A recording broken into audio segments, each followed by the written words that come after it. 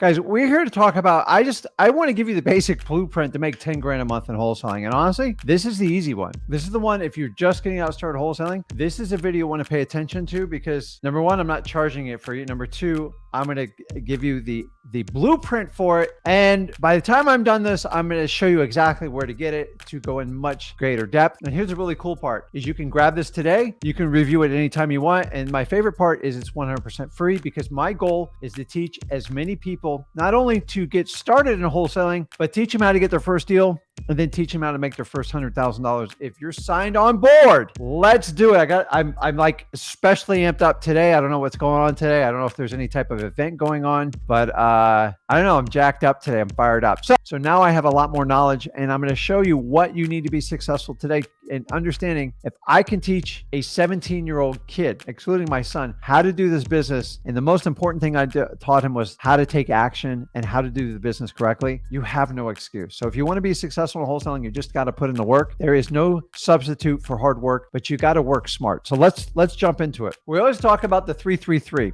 approach. So this is the first step. So don't worry, guys. This is recorded. You can play it back. So if you're taking diligent notes, I like to take notes because sometimes the physical act of writing just wires to my brain, but I'm an old school guy, kind of shows you my age. But if you guys like to go back and watch videos like my son does, you can do that too. And the only thing is just play it over and over and stop it at your pace and take notes. So it's called the 3-3 approach. That's for your lists. That's going to be for your marketing channels, and it's going to be your disposition. So unless you just fell off this earth, let me break this down for you. And by the way, I go in much deeper in freewholesaling.com because I only get so much time to spend with you guys, but I'm giving you the highlights. So 3-3-3 approach, lists, marketing, and dispositions. The first one is driving for dollars, government list and paid list. So driving for dollars is the art of driving around and looking for houses that are just ugly. High grass, blue tarp roofs, boarded up windows. You guys know the drill. Apparently there's courses out on this stuff, but I guess people will buy anything. You don't need a course for driving for dollars. It's really actually common sense. I teach it all for free at freewholesaling.com. But honestly, guys, I learned this the first day of wholesaling, and it was probably one of the best sources. Go out and find ugly houses, and we're going to find a way to get in touch with them. The next one is government lists. And these are lists that are generated at your county level, typically. And this is going to include your courthouses and your building departments. And these lists are going to be just your foreclosure list. It's going to be your eviction list. It's going to be...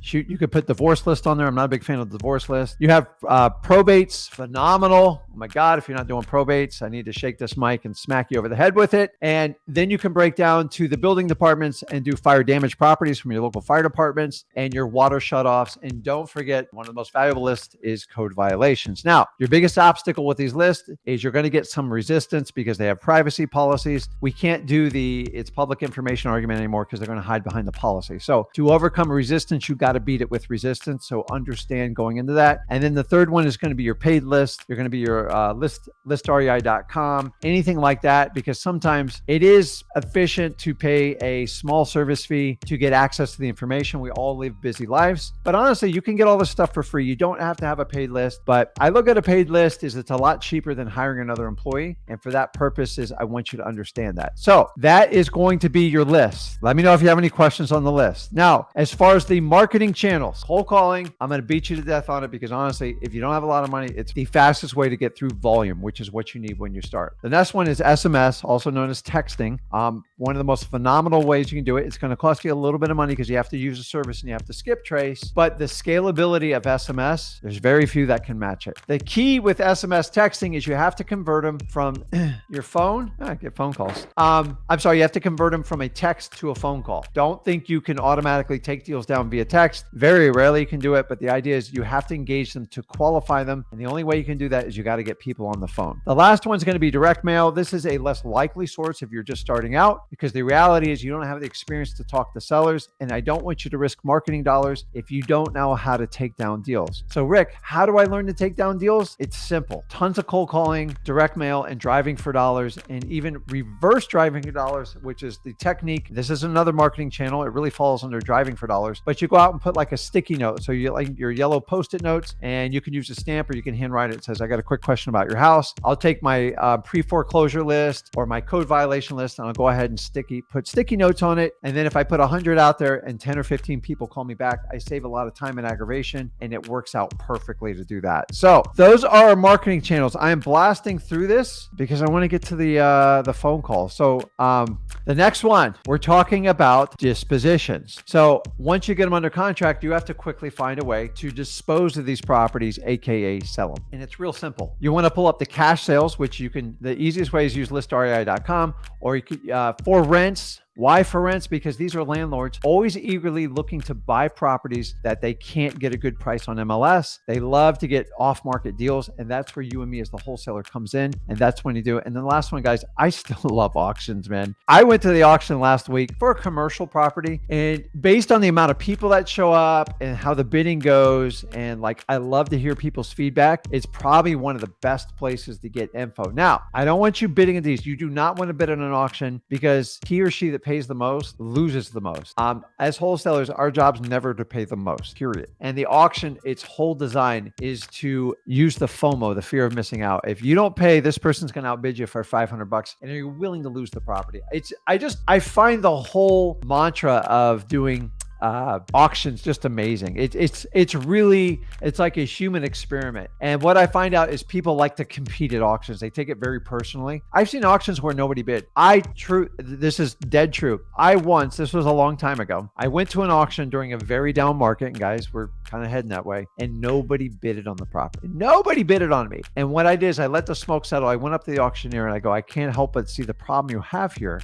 Are you interested in negotiating an offer with me directly with the homeowner? And here's the key. I told the auctioneer, which is a realtor, which I believe is a broker, I'm happy to pay your fee. 45 minutes later, I cut a deal. She was a little old lady and she just wanted to get rid of the house. Guys, if you ever go to an auction and nobody bids, you should lick your chops because they are wide open to talking to the wholesaler. I know it's rare, but every now and then it happens. But really the purpose of going to the auction is take the temperature of what's going on in the market and gather as much information as possible. So I'm learning about this new technique. You guys know I'm old. So like you can take your phone and you can have a digital business card and scan it and bump the other person. People don't even exchange business cards anymore. I still like to, but the reality is it's never been easier to exchange information, and you really need to take advantage of doing that. So I love auctions, man. Like auctions is just fun. It's like I have more fun at auction than anybody else. And like I just go to it's amazing. I remember at the peak of the market. So I've been through two really peak markets. I remember showing up in an auction in 2006 or maybe early 2007, right before the market hit. One house, ready for this? 280 people showed up. It was unbelievable. I went to auction every house after that. And then back in 2011, I went to an auction. Nobody bid on the property, the same area, same neighborhood, and I wind up buying it for a steal of a deal.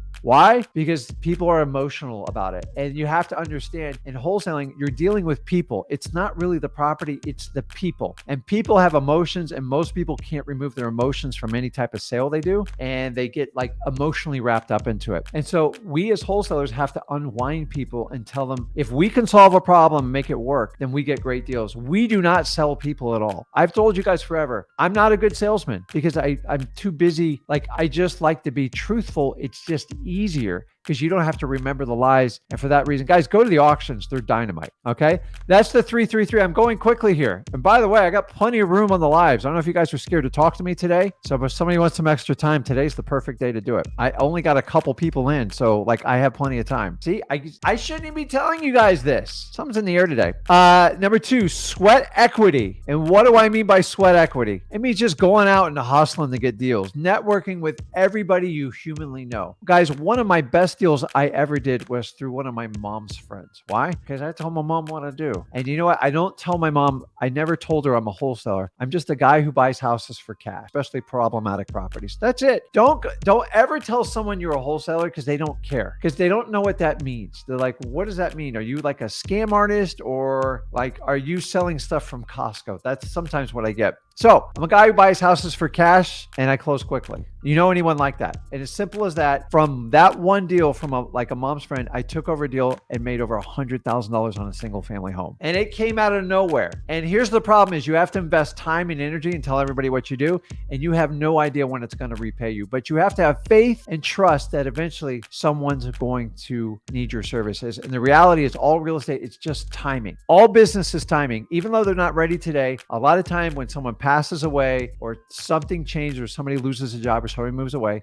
they need to make quick decisions and you got to be in their face. Number 2, bandit signs, often overlooked. Make sure it's legal in your area. I signed an agreement. I can't do them in my area anymore because honestly, I did hundreds of deals from bandit signs. I was so good at it and I figured it out. And full disclosure, I put it away. And so my agreement was with me not doing it. So I had my son do it and he dominated an entire market for 2 years. I mean, dominated. And honestly, while he was in high school, he made a killing on bandit signs. And honestly, I kind of thought it was dead. So don't ever assume something's dead. Try it, test it out. You don't have to go out and put out 500 bandit signs. Go put out 25 or 30. Go get a blank sign, get the Sharpie pen from Home Depot or Office Depot, and just write on there. And you want to use 3 lines. The bottom line's always for your virtual phone number, not your personal cell phone number. And then you have 2 lines to get your point across. Be creative, but be simple. Sell your house today, any condition, anytime, any place, something like that. Just don't be the we buy houses guys, because that is beaten to death. And honestly, someone's trademarked that, as stupid as that sounds. Number 3, I talked about it early, reverse driving for dollars. And specifically, this is the sticky note strategy that you attach to the pre-foreclosure list, the most powerful way. Let me tell you why it's so powerful. Number 1, only the people that have some sort of an interest call you back. And number 2, with the advent of Ring cameras, door knocking is, I'm not going to say it's dead, but you can actually get arrested in certain towns for doing it. So you have to be really careful. And honestly, you have to talk through this little thing like, I'm with the Ring door, like who are you? You can't even get past the Ring doorbell. And I find it very frustrating. And you guys communicate to this to me. We've given up on our side. We just don't do door knocking. We'll do it for specific properties, but we never do a canvas on it because it's so frustrating. And honestly, it always winds up with the cops showing up. So listen, I grew up with like vacuum salespeople in my living room talking to my mom for like an hour. And I grew up with the encyclopedia guy trying to pitch us. He only knew the internet was coming around the corner. But honestly, I really appreciate like door knockers, but it's really hard these days to do it. Coming in number 4, copy, become a ninja copy. Like guys, I've already told you that one of the biggest challenges in wholesaling is everybody has this giant ego. Look what I did. Look at all these houses I flipped. I'm a superstar. I'm making millions and millions of dollars when you just started in wholesaling. And I want everyone to make millions of dollars. And honestly, I celebrate everyone's victory. I don't care if you use a paid guru or use me and Zach for free. I just want people to be happy in life. Like that is my goal here. Honestly, this is not a war between me and gurus and stuff like that. Honestly, if you use someone paid and you feel like you got value, then go for it. But I'm just telling you, times have changed. When I started out, it was $25,000 to hire a guru. And that was a lot of money back in the early 2000s. Fast forward today, you get the same services between $3,000 and $8,000 on average now. And the dollar's worth a lot less. So you have a much more diluted product and you have much, with the advent of the internet and social media, you have people that really, it doesn't require any money to get started. And honestly, people tell you if you have a little bit of traction, like even Tony Robbins teaches this, I'm not a big fan of it, is you need to go out and spread the word and teach everybody what you do. But guys, you got to get some miles on your shoes before you tell other people how to do it. Honestly, I never even advised someone till like 10 years into this business. Now, I had the skill set at year 2 and 3, but I didn't have the maturity and I didn't have the discipline and probably was reckless in anybody advised. So I apologize to anybody I advised back then. It's just, that is the truth of the world today, because so many times we see these strategies that come out and then you find out years later, like it's illegal, it's wrong, and people are like being chased down for it. Let me give you an example. Do you notice like you don't hear much about novations anymore? Because they're problematic. They're creating a lot of problems in the industry. And eventually it's going to be the point, unless you have a full-on license and you're working with a brokerage, you don't even have a shot at doing them. Because if you're a licensed real estate agent, you can't be doing repairs and all the stuff and playing middleman and keeping commissions. But what I'm telling you is sometimes you got to watch where stuff washes out. And when it washes out, then you find out like, oh, that strategy was illegal, or I get in trouble for it. And I hate that part of this business. So we're constantly trying to reinvent the wheel on how to like do wholesaling. Wholesaling's, it's still the same fundamentals as the day I got started. It's getting a property that you're solving a problem with a seller that they need to sell. They don't want to sell. And then basically you are selling that contract for a profit. You provide a service, everybody wins. That's what wholesaling is. But if you try to go around wholesaling, here's what you do. You do a disservice because you never truly mastered wholesaling. And if you don't know how to make money with no money, how are you going to make money when you have money? Because you're still going to have a challenge. So guys, what I'm going to do is, it's up to to you guys. I'm going to do something I haven't done in a long time, and I'm just going to throw the link up here. I'm going to make it super easy, but first come, first serve. As soon as it's filled, I'm done. So please listen, if you go on the live, we're not here to complain. I cannot, like, honestly, there's nothing I can do. We just waste time. So if you've never done a deal and you want to talk to me, you want to talk about mindset, you want to talk about your operation, or you want to talk about a deal, this is where you're going to jump on with me. I'm going to paste it right now, but like, please be mindful. We have children watching this. Okay. So I'm going to post it right now. First come, first serve. And you'll see it under,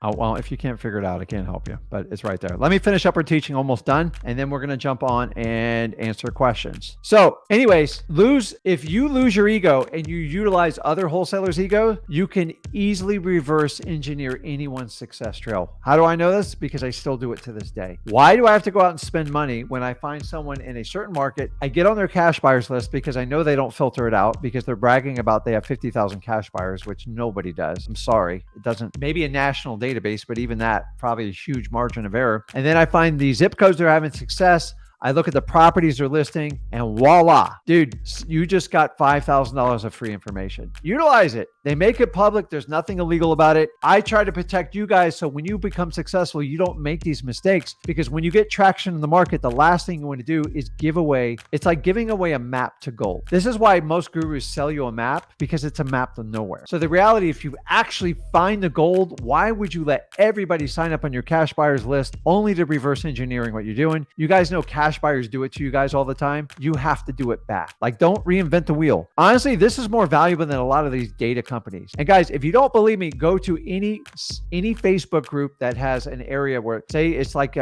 say you're doing Jacksonville, just do Jacksonville real estate investors and just watch the bragging and follow the trail. Now, I'm here to warn you, if the braggers don't have the data, meaning they can't show you properties and they're not doing like for sale stuff. And by the way, they're supposed to be selling contracts, not property. That's transacting real estate without a license. It's going to get you in a lot of trouble. But just reverse engineer their path. I'm telling you guys, it's amazing. So now 300 people jump on the live. So I'm going to take everybody in complete order, to be fair, because that's how we do it. I'm almost done though. We're going to work through this. Last one, eviction list. Eviction list is all about timing. It's at your local county courthouse. Just find the department. The day the thing hits, pull it. Give you an example. If you're in the state of Michigan, on your eviction list, they typically put the landlord's phone number. I don't have that luxury in the state of Florida. So identify quickly on how you can get that information. So if you're in a state like Michigan, you only have to skip trace. So if we're talking about your hustle muscle, you don't have to spend a dime. You just got to call and contact people. And please do not forget Zillow FSBOs. Listen, it's super convenient up front, pain in the ass on the back. I know I'm not supposed to cuss, but I apologize. So earmuff it, kids. Because you have the phone number, you have a price and seller. So let me tell you the two biggest mistakes people make on any type of FSBOs. Number one, if you think you're doing volume, you're not even close. You have to have a ton of volume. Okay, guys, we're full. I'm not taking anybody else in the live stream. It was that quick. So I honestly, what I do is for free, and I just don't want you guys to waste time trying to click a button, because I don't control StreamYard. So you got to have a lot of volume in Zillow, especially Zillow FSBOs. You have to make it work. Number two, we found this out the hard way through our JV program. A lot of these land deals you guys are chasing down on FSBOs, they're scams. They don't own the land and they waste your time. And that's why you're making so much progress. In the end, you find out they don't even own the property. So I'm just telling you, be careful when you're trying to do land specifically on Zillow, because it's become challenging lately. So some sort of scam artist has found a secret. They're trying to get someone to wire them a deposit, and make sure you guys use legitimate title companies. What else? So we talked about volume. We talked about land deals. And here's the biggest problem. Ready? You guys always, most of you think that whatever the price that the FSBO owner puts on there, that is the market value. It typically is not. It's usually way over. So for instance, if somebody puts something on Zillow for $150,000 and you get a contract price of $100,000, you go, man, I just knocked the price down majorly. Maybe the property's only worth $75,000. So please don't use the list price as like that's gospel. That's the number. You have to go and just go through. I don't care if you go through prop, batch, use Zillow, Zestimate, like whatever, and just kind of figure it out, because so many of you think you're getting a discount because you knocked them off their price. They're trying to play the realtor game with, and they're not realtors, and they mark it up even worse than a realtor does, in my opinion. So a lot of you guys go, oh, 150, I got 100, Rick, it's a great deal. And then I got to let you know through a program, the property's only worth $78,000. You're like, well, what do I do? I go, you got to go get the right price. And I want you to understand what a FSBO is listed for. Most of the time, it's not a factual ARV. And you got to find out what they're hiding from you too. Okay, I'm moving through here. Digital bandit signs. Now, I know Zach coined this phrase, but this is the art of using AI today. Like in our free wholesaling course, we have a whole AI section, which we're updating weekly. Now, keep in mind, we're testing the data, and I don't like to just throw crap out there, but I will tell you the amount of digital stuff you can write is absolutely amazing. You can use AI through ChatGPT to write ad copy.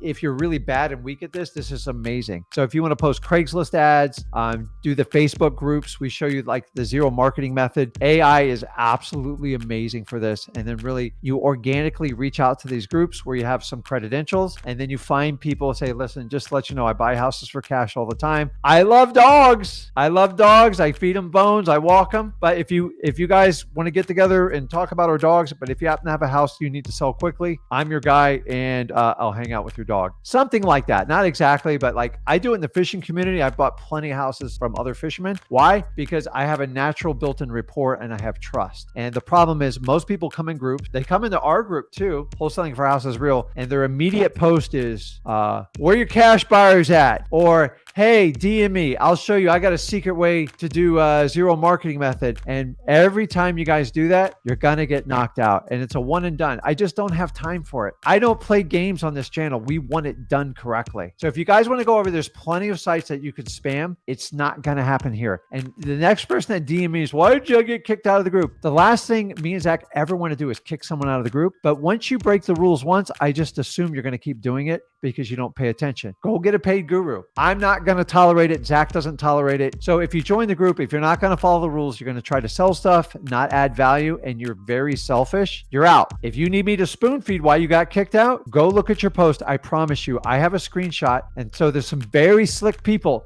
that try to DM you. Me and Zach don't ask you for money, period. We don't do it, okay? Like I'm not going to do it through a DM. I promise you that. I'm never going to DM. So like, and oh, I didn't do it. It's like, get out. So we don't talk about digital currency, any of that crap. So honestly, we don't expose you. So many gurus for months and months, they bragged about crypto, all this other stuff. And now when someone DMs you that looks like their account, which there's a lot of scammers out there, like, oh, are they talking about this? And it gets confusing. So we want to avoid anything. We only talk about wholesaling here. So that's a good one. And last one, direct mail. I don't want you to start out doing it, but if you have the skill set to talk to people, some of you guys come from another industry where you're very good at talking to people. You should consider direct mail if you can work a budget. The key with direct mail is you got to have 3 months discipline on it. 3 months. I promise you, you will make money if you know how to talk to people. The reality is a lot of you are learning how to talk to people, and that's fine. I don't want you to practice on direct mail because it can get expensive. So maybe you wait till you do 5 or 6 deals and then you switch over to direct mail. That's my suggestion to you. Every guru wants you to start on direct mail. Why? Because it's easy for them. Because you have to pay for leads and stuff like that. If you can figure out how to craft and do wholesaling without paying for leads, other than some of the simple list services we recommend, you will do amazing things. The problem is if you start out with direct mail or these paid services and you get a deal or two, where are you going to go from there? Because that's the only skill set you have. I'm telling you, expand your horizons, add direct mail down the road. And if you want to learn more how to do it, if you go through Mailing Mastery, I think it's mailingmastery.com. I'll post it up here. I teach you 100% for free. You got to get a good education. You got to understand someone that's done it their entire career. I know the pitfalls in direct mail. Most of the stuff you see direct mail, it doesn't work. It doesn't work because they don't understand it. I make so much money with direct mail. Like, I love it. I would never stop doing it. And if you want to explore that, me and Zach are the people to help you do it because we are absolute experts. And we've crafted a product with a niche within it that just dominates everything. And I keep it secret for everybody in this group. So use it or lose it type of deal. It doesn't cost you anything. And the last thing is, this is one of the ways I got started on wholesaling, is I JV'd a lot. I was really good at finding motivated sellers. I sucked at the dispo side. So I would bring in other people that helped me sell the deals, and they couldn't believe I would let them make the money. But honestly, I was doing really good volume. And honestly, I was a little bit lazy on the dispo side, but that's okay. They provided a service and I learned how to negotiate better deals, and it helped me learn dispos. So if you're going to JV with someone, if you're really good at dispos and you find someone that's really good at acquisitions,